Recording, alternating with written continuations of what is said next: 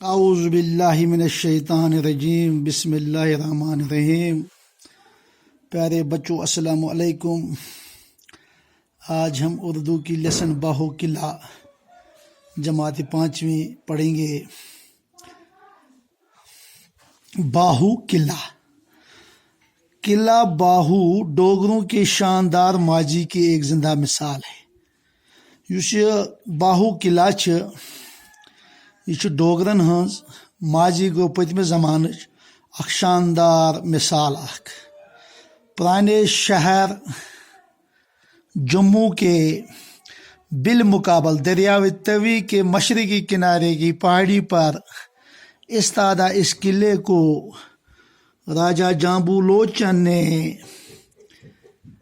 تعمیر کیا تھا۔ یُس یہ پران شہر جم ات مقابل دریائے توی یُس پکان تم کس مشرقی کنار بٹھس پہ یہ استاد یہ قلعہ یُس راجہ جامبو لوچن تعمیر کورمت۔ اور اس کے گرد نواح میں باہو نگر کے نام سے ایک قصبہ بھی آباد کیا تھا۔ تو ات اند پک قصبہ آباد کورمت تت بنومت تت ناو باہو نگر۔ راجہ جامبو لوچن کا سلسلہ نسب مہاراجہ راجہ رگو سے ملتا ہے۔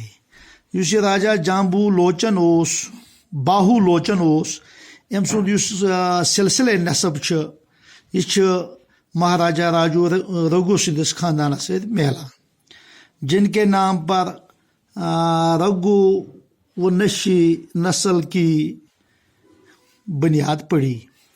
اس خاندان کا نام رامائن، مہابھارت اور پرانی جیسی قدیم کتابوں میں بھی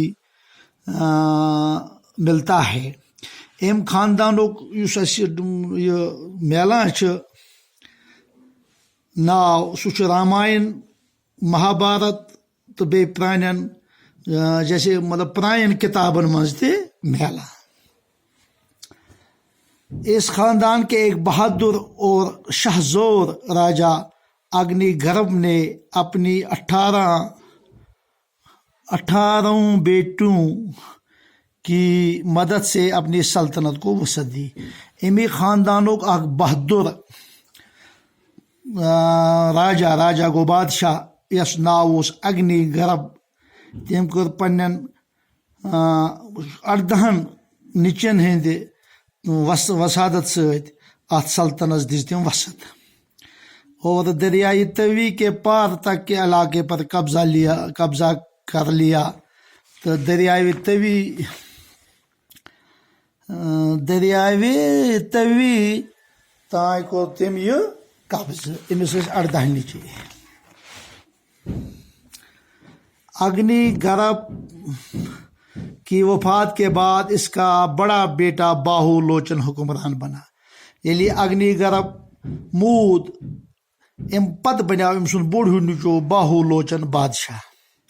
حکومت سنبھالتے ہی وہ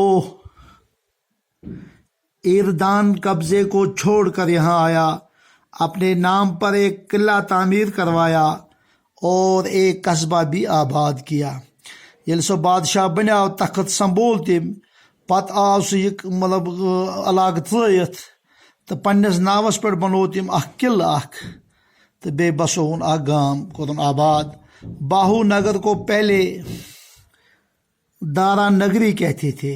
یُس یہ باہو نگر ات ونان گۄڈنیتھ دارا نگری، جو صدیوں تک قائم رہی، یُس واریاہس کالس رود قائم۔ اب بھی اس جنگل کا نام دارا نگری ہے۔ آج تش ام جنگلک نام دارا نگری۔ راجہ باہو لوچن کے ہاں کوئی اولاد نہ تھی۔ امس نہ کہاں بچہ راجہ